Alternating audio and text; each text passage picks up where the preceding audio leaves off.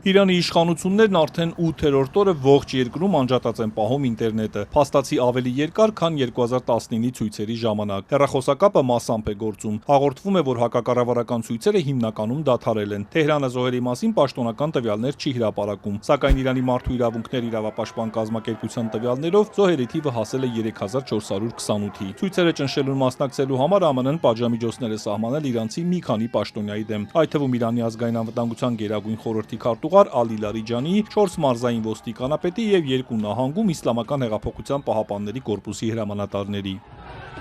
ՄԱԿ-ում ԱՄՆ դեսպանն անվտանգության խորհրդի նիստին հայտարարել է, որ ԱՄՆ-ն աջակցում է Իրանի խիզախ ժողովրդին։ Մայք Ուոլսն ասել է, որ նախագահ Դոնալդ Թրամփը հասկացրել է, դիտարկվում են բոլոր տարբերակները, մեջբերում եմ կոտորածը դադարեցնելու համար։ Եվ անկախ Իրանի ռեժիմի արդարացումներից, բացառապես այդ ռեժիմն է պատասխանատու իրանցի ժողովրդի տնտեսական դժվարությունների եւ նրանց ազատությունը ճնշելու համար, եւ ռեժիմը պատասխանատվության կենթարկվի։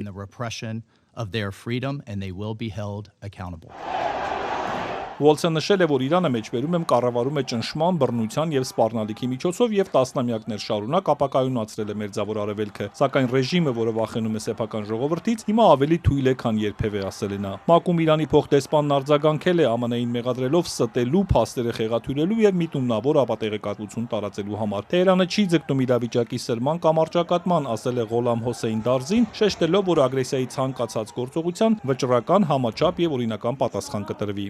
Սա սպառնալիք չէ, այլ իրավական իրականության արձանագրում։ Բոլոր հետևանքների համար պատասխանատվությունը կկրեն միայն նրանք, ովքեր նախաձեռնում են նման անօրինական գործողություններ։ Նիստին ելույթ է ունեցել նաև իրանցի լրագրող եւ քաղաքական այլախոհ Մասիհ Ալինեջադը, որը չի կարողացել զսպել արցունքները ցույցերի ժամանակ սպանվածներից մի քանիսի անունները կարդալիս։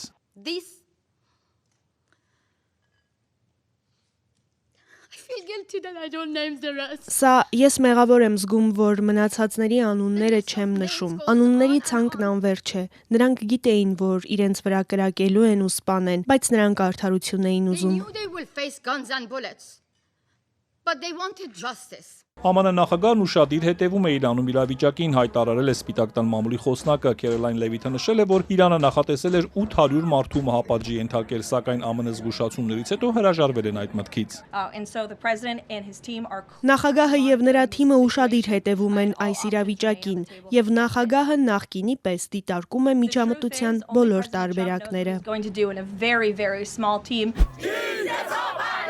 Այս օրերին տարբեր երկրներում բնակվող իրանցիները ցուցարարներին ճնշելու Իրանի գործողությունների դեմ ակցիաներ են անում։ 3 նման ակցիա է տեղի ունեցել Թբիլիսիում Իրանի դեսպանատան դիմաց։ Ցուցարարները հակակառավարական կարգախոսներ են վանկարկել, պարզել Իրանի ու Իսրայելի դրոշները, Իրանի հանգուցյալ շահի վտարանդի որդու ընդդիմադիր գործիչ Ռեզա Փահլավիի լուսանկարները, նաև այրել են Իրանի հոգևոր առաջնորդի լուսանկարները։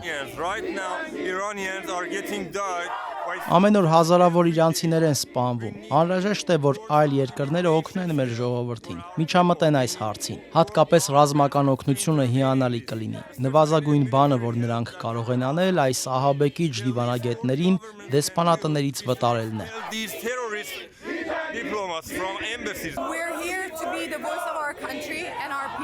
Մենք այստեղ ենք լինելու մեր երկրի եւ ժողովրդի ձայնը, որը պատանդ է վերցված։ Այս բռնապետությունը երկիրը զավթել է արդեն 47 տարի եւ մենք ուզում ենք վերադարձնել մեր թագավորին, ազատությունը մեր երկրում։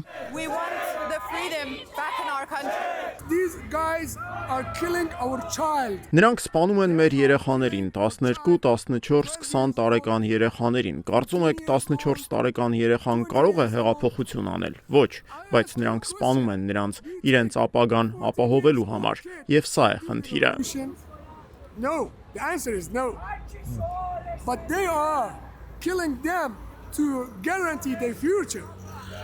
And that's a problem.